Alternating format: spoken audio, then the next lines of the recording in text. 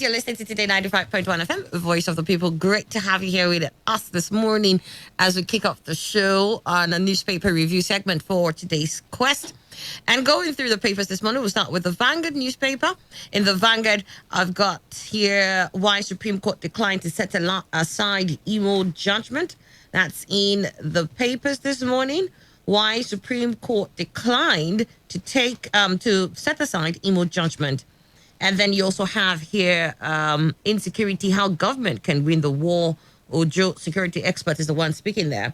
Insecurity, how government can win the war. Ojo is the security expert, is the one speaking. And then you also have in the Vanguard newspaper, Supreme Court verdict and endorsement of electoral fraud. That's from the PDP. Details of that story you find in the Vanguard newspaper.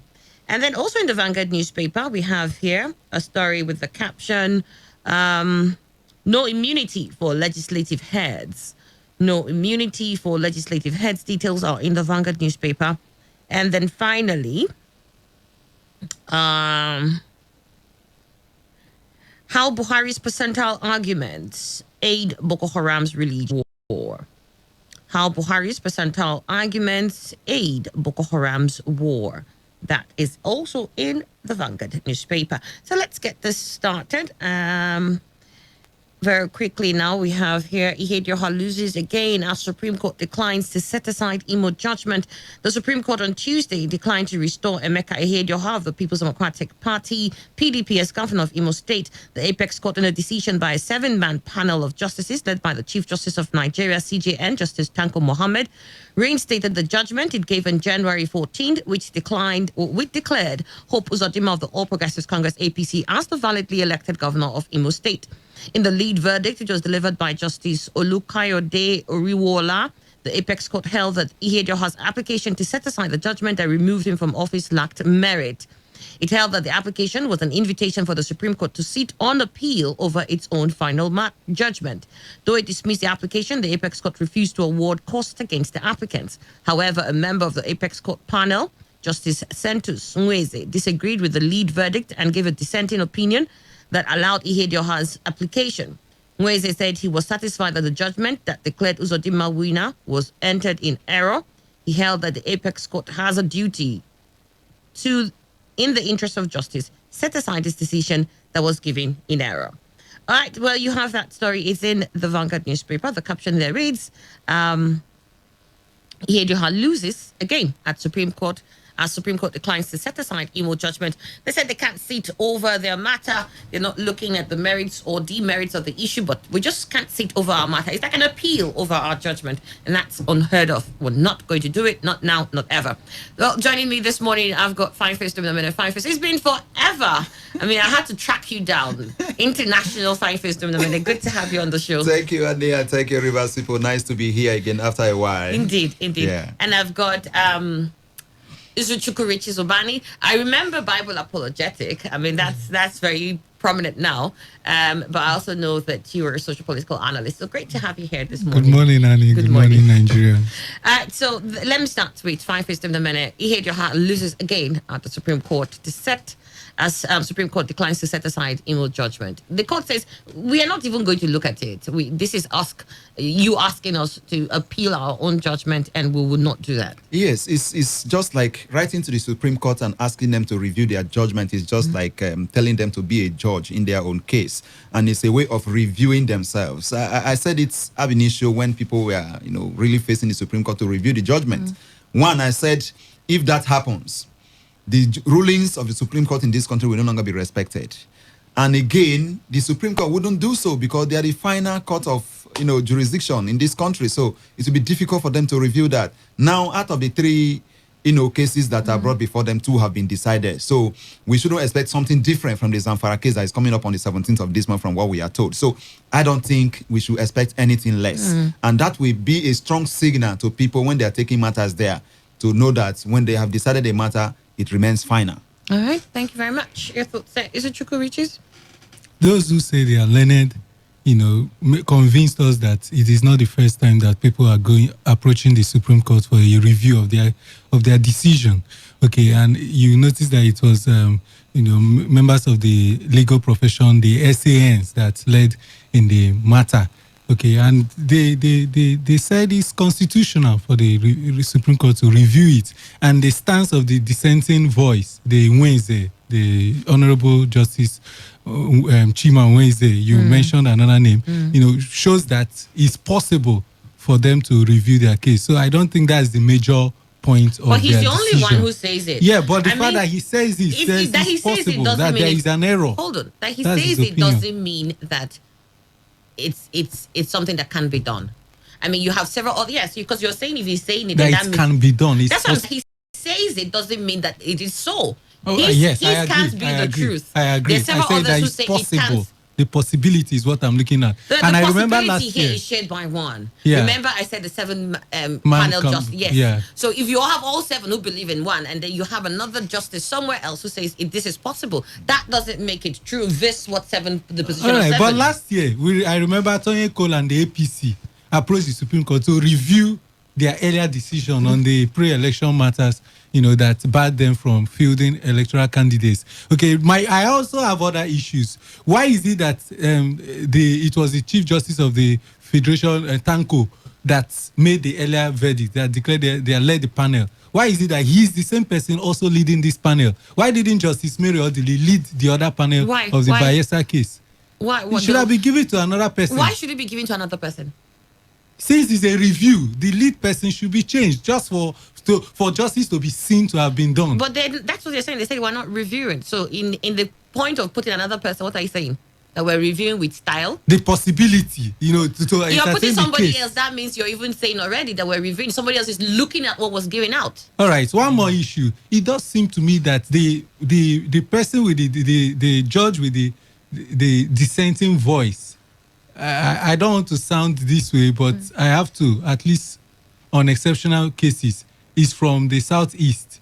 Okay, I don't know if he's the only member of that panel that is from the Southeast. Until and I don't know if he's saying that out of sympathy or fear. Until you know the rest of the people in the panel, you might just hold. You can help us with that. No, you can. You're the one who is having that idea. So check it out, and when you find out, you might as well put that position out.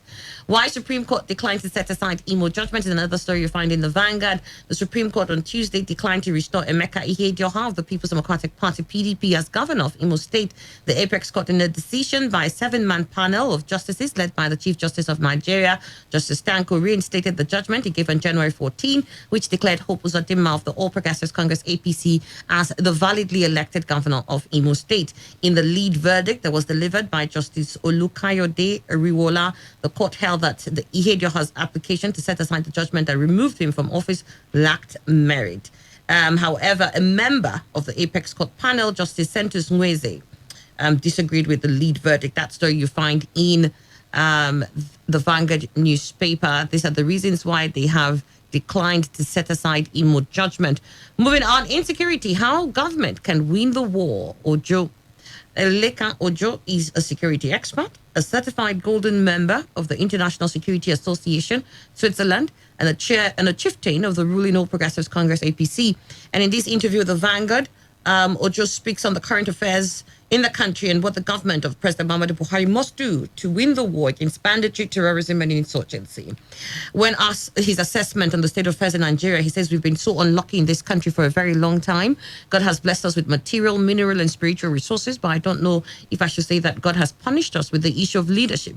Leadership has been the problem of this country. We have a lot of money here, but when you go to some parts of China, for instance, they have designed a mechanism that enables them to fumigate a whole street and mosquitoes can't fly.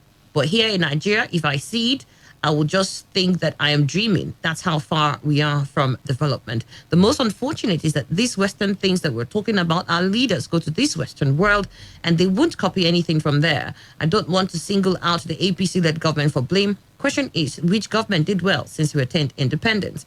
And then he was asked, you're a security expert. What is your take on the persistent calls for the sack of the current service chiefs? And he answered, in economics, There is what they call law of diminishing returns. 20 years ago in Port Harcourt, if I see a man with a V-boot Mercedes-Benz, I would think that man is very rich. But today, if you give me a V-boot, I wouldn't accept it because its time is gone. What I'm trying to say is that there is time for everything in life. General Tuko Buratai has come and he has worked. At the beginning of his military administration as Chief of Army Staff, Buratai relocated the headquarters of the theater of war. At a particular Christmas, he went to wine and dined with the soldiers. But nobody's saying Buratai is not good. He has tried his best, but his best is not enough. They should drop him. If Mr. President loves Buratai so much, he should make him Minister of Defense in the war front. However, Buratai is out of it now. And what must security agencies do to win this war? And he says, this is the first time I'm going to say this. A lot of us have seen what is going on wrongly. Nigeria should stop publishing and advertising the kind of weapons we have in our arsenal. And there must be internal mechanism to monitor the military through a telecommunication system. They can bug all the army in the systems. They can go to the war front, because I believe that some of the boys at the war front that may have one form of sympathy or the other, it could be religious sympathy, it could be tribal sympathy, it could be social sympathy with Boko Haram. How is it that when you have planned that you're going to bomb Borno and before you get there, the Boko Haram is already there laying ambush? How do they know of soldiers' movement? It means some persons must have been giving them information. I don't want to believe that the entire Boko Haram fighters are Nigerians. How are aliens moving? And how do they understand the terrain so well? They should bog the security men, unknown to them, bog their phones, and if they do that, they'll discover that there are a lot of saboteurs in the military system. The immediate past governor of Yobe State, Ibrahim Gerdam, recently came up with a bill proposing establishment for Commission of Rehabilitation of Repentant Boko Haram members. Do you share the reasons he advanced for the bill? And he went on to say it's unfortunate. But let me stick with what he says the security agencies must do. He says they must bog their phones, bog some of the soldiers. He says there are saboteurs within them, and then also stop publishing and advertising the kind of weapons that they have in their arsenal. What are your thoughts here? I think those are good advice on this particular issue. And I don't think they need to wait before they should bug the phones of the people at the theater of war. Because if ordinary citizens will have their rights violated by the security operatives bugging our phones, how much more people that are wagging this war? So one wonders how, even, like you said, they want to take action before you know there is ambush, landmines laid for the soldiers and their kid in their numbers. Who gives information out? And during the Jonathan time, there was also information from his government that Boko Haram has infiltrated the security circle. It becomes the issue. Now, information about the arsenals that we have is something that needed not to go out. That is why, even as we are, if foreigners come to this country, for instance, they are prevented from getting closer to where you have security formations, because that is the heart of the country. Because when people get to know what you have in your armory, they will go back and prepare something more than that to be able to defeat you. So all these things he has said are things that needs to be put into practice. But then the issue remains that people have metamorphosed the war against Boko Haram into an oil industry, where they do not want the war to end because so much money is coming through and they want that to continue. So it becomes an issue that will be ended if they begin to go into sharp practices that will undermine the security operatives to enrich themselves. All right, got your thoughts on that. Can we get to, is it Chukurichis?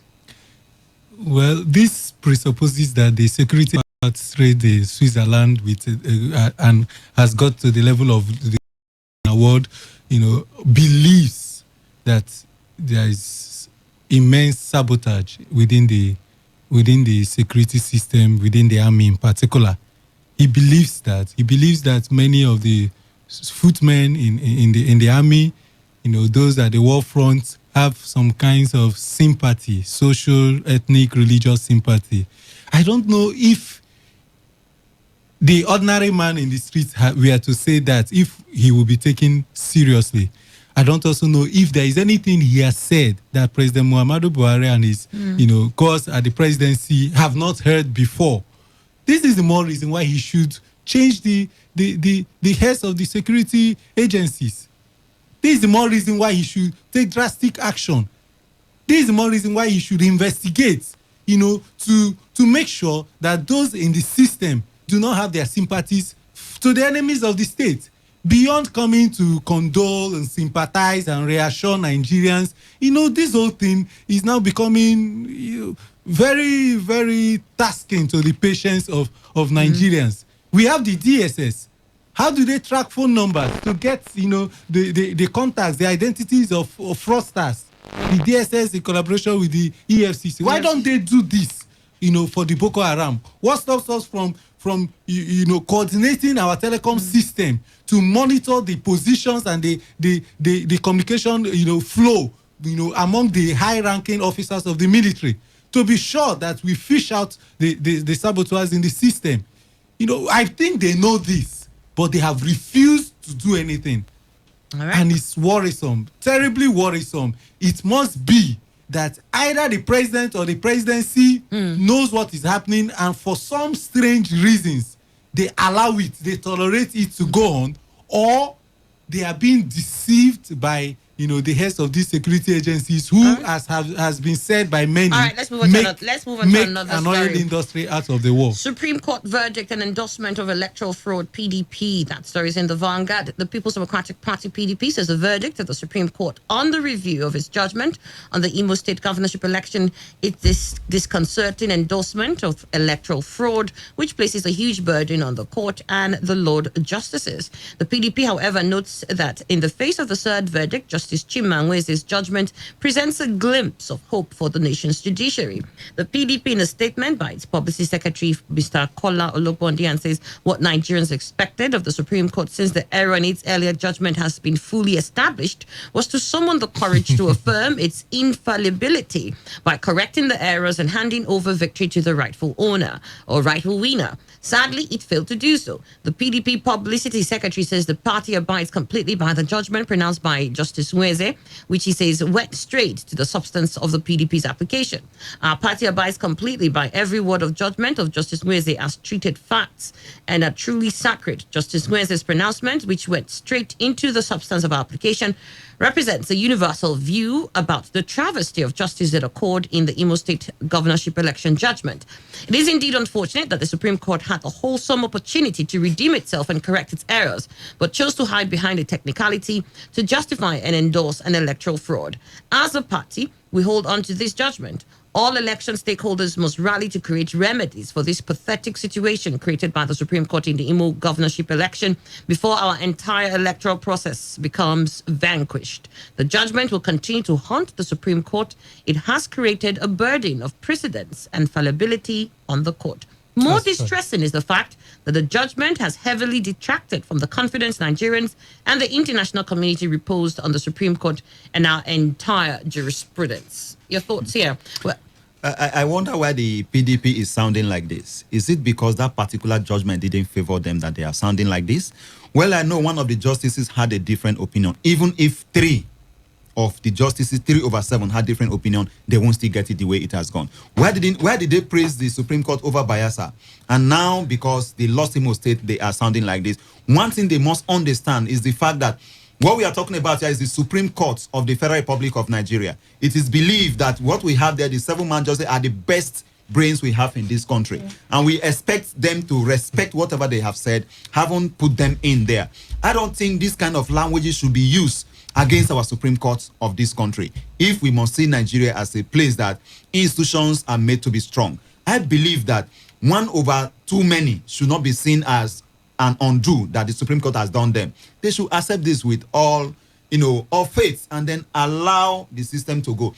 I think it is still the PDP and APC and other political parties in this country that are inviting the judiciary into an electoral system in such a way that they are awarding powers to people because they manipulate INEC from start to finish, cause all the problems. They now leave their fate in the hands of the judiciary. So they should take whatever they get from the judiciary until we go back to making our electoral system to work in such a way that we can have the people's vote to count and people are elected and we don't have to go to court and begin to award, power the way we have it now. All right, got your thoughts, sir. Is it Chuku? I think the statement from the PDP was quite worded. It was articulate. I didn't see any rash statement undermining the overall integrity of the Supreme Court or the judiciary system. They focused on the position of justice. The judgment will continue to haunt the Supreme Court. Yes. It has created a burden of precedent and fallibility on the court. More distressing is the fact that the judgment has heavily detracted from the confidence of Nigerians and the international community reposed on the Supreme Court and our entire jurisprudence. There is nothing outlandish in that. That's their position. They are disappointed in the judgment, and that's the best way they can say it. They tried to guard against extreme use of words. Yes, Nigerians are disappointed. If you go to Imo State, they are disappointed. It has really distracted from the confidence. There are some who are disappointed in Imo. There's many. I don't know which. Okay. How did you carry out this census? The same way we get feelers from the public. Okay, but the point of the PDP is that they have set a bad precedent. Even before the case was sent for review, many persons have said it, that case needs to be reviewed. And it has set a bad precedent. I'm of the APC, but I think that there was something wrong with that judgment. All right. The worst they could have done was to declare a rerun of that judgment based on the results that were cancelled, not add it up. Results that have been cancelled by the electoral umpire. You can't add it up in such a way that someone who did not come first but the electoral become the laws winner. doesn't allow the umpire to cancel results from your polling units. All the people who needed to acknowledge, and then the umpire just sits and declares them null and void. All right. Well, we have Daniel Momo joining us this morning. Daniel Momo, good to see you. Good morning. Good morning. Good morning, Ponako. All right, Daniel. So this is the position of PDP concerning the verdict from Supreme Court. He says it's an endorsement of electoral fraud. Well, I do not expect anything less from the PDP. Just last week, they said the judgment of Bayelsa is the hope of the common man. And so today, the judgment of Imo goes this way. Nothing different. It's as simple, nothing different. If we say that in Imo State, people are angry, in Bayelsa, you were defeated in an election, you couldn't even go to the tribunal. You were randomly defeated with more than 200,000 votes. And then you put a judgment against a man who you said forged a certificate, but the man was never called to defend himself. Not anywhere was he asked to defend himself on that issue. And then you remove the man from office. And so we are saying that the people of Imo are angry, but the people of Bayelsa are happy.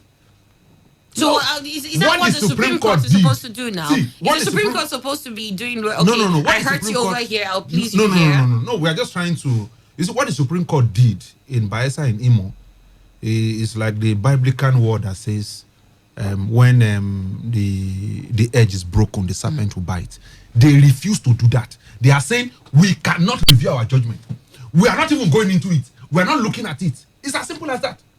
That's what they did in Bayelsa, and that's what they're doing in Imo. We are not looking into it. We would not review ourselves. We would not go back into that. That has been done already. And this should sound a warning to our politicians. There should be an end to a litigation. All right. If not, if you mistakenly open that, like he said, if the edge is broken, the serpent will bite. If you mistakenly allows it, there will never be an end. Politicians will have a reason to come back. Indeed. For a review. Indeed. All right, let's move on. This story in the Vanguard has a caption: "No immunity for legislative heads. Nigerian lawmakers must check their penchant to annoy the public with bills that shrink the democratic space and block elected and appointed officials from public scrutiny and accountability. They must align themselves to the realities of the political economy in which they operate. Enough of obnoxious bills, such as those attempting to regulate the social media, the anti-hate speech bill, and now a new bill to include the presiding officers of the National Assembly, the President of the Senate, and the Speaker House of Representatives among officials to benefit from the immunity clause. At present, the 1999 Constitution, as amended at Section 308, shields the President, Vice President, governors, and their deputies from criminal prosecution while their tenures run. Given the amount of stealing and money laundering that many of these officials have been indicted for, many Nigerians have called for the removal of this executive immunity to ensure prosecution, of these officials when they commit crimes rather than wait till the end of their tenures.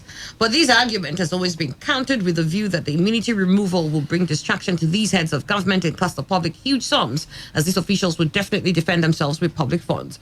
This proposal for the extension of immunity to legislative heads, which was sponsored by Odebumi Olusegun of the All Progressives Congress, APC Oguoluwa Surulere Lagos, in the House of Representatives, according to the sponsor, is meant to stabilize democracy and protect these officials from frivolous suits.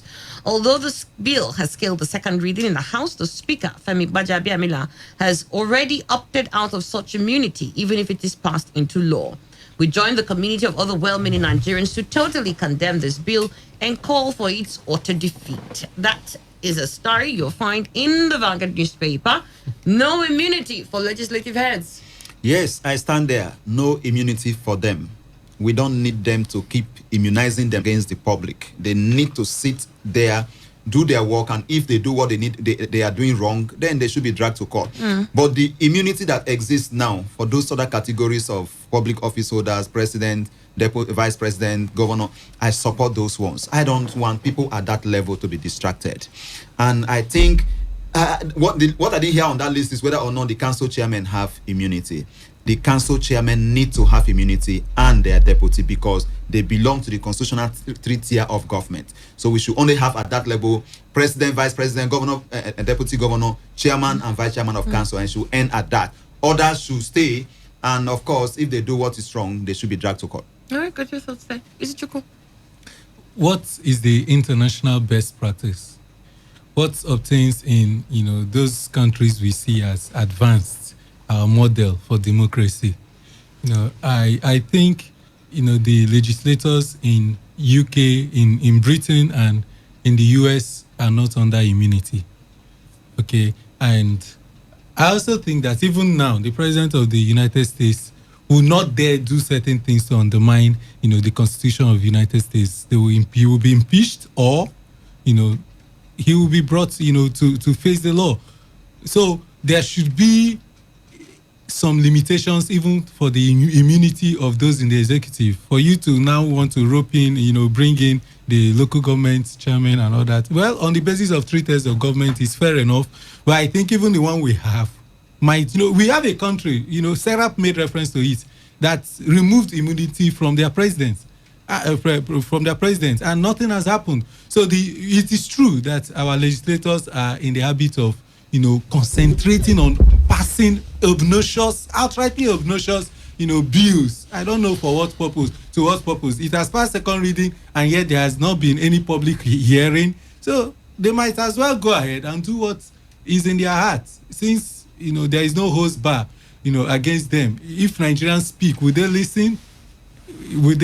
Can we really stop them from doing what they want to do? I think it will spell doom for us as a nation. All right, got your thoughts there, Daniel Momo. Yes, I try racking my head. What do they need it for? What do they even need it for? There is what is called the parliamentary immunity. It exists currently, that whatever they see at the Hollow Chamber, whatever they see, whatever debate, whatever contribution at any committee level cannot be used against them in the court of law. You can't arrest them. That this is what the man says while debating issues, whether at the Hollow Chamber or at the committee level, cannot be used in the court of law to prosecute them. So what kind of immunity are they looking for? Immunity to do what? And so even extending, we are saying that even the immunity that the president carries should be limited, that when the president commits a financial crime, he can be prosecuted. Not this wholesome immunity that you have that covers every other thing. And now we'll say we extend again to local government. And maybe we extend to student union bodies and our local union town hall meetings. Why should that be? We should clearly define, why do these people need immunity? It is not, what do they do in local government that you need an immunity for them? No. Immunity that you cannot call somebody to order? Immunity that cannot call the president to order? No. Let's even leave it at that. When we're ready to move on, let's review what kind of immunity that we want. And now you are not coming to say that these people are just, they said one among equals. That they can decide today without giving you any reason. When you have to third majority, they will remove the man and put another person. And so that is kind of immunity that you want. I read a lot of things trying to see the reasons why they need immunity. Is it that their hands are tight, that they cannot pass law or they cannot sit at They committee don't want levels. to be persecuted while they're passing their duties. No, they already have parliamentary immunity. You cannot. We have heard several, some persons, I don't want to call them, who had to insult the president at the Halo Chamber. You cannot prosecute them. All right. At the time, Saraki was cautioning some people, do not overuse this privilege of insulting people because you know you cannot be prosecuted on what you say. So what else do they want again? Now we should not confer on them what will confer on the president of the Federal Republic of Nigeria. President is the head of government. It's not, forget 3 tiers. There's the head of government in Nigeria. He's the president. All right. Then maybe too, the CGN too should have immunity. Well, somebody mentioned local government chairman. So we're getting there. Moving on, how Buhari's percentile arguments aid Boko Haram's religious war. Without a doubt, this is written by Rotimi Fasa. Without a doubt, churches in Nigeria are facing persecution. Churches have been burnt in their thousands, and we've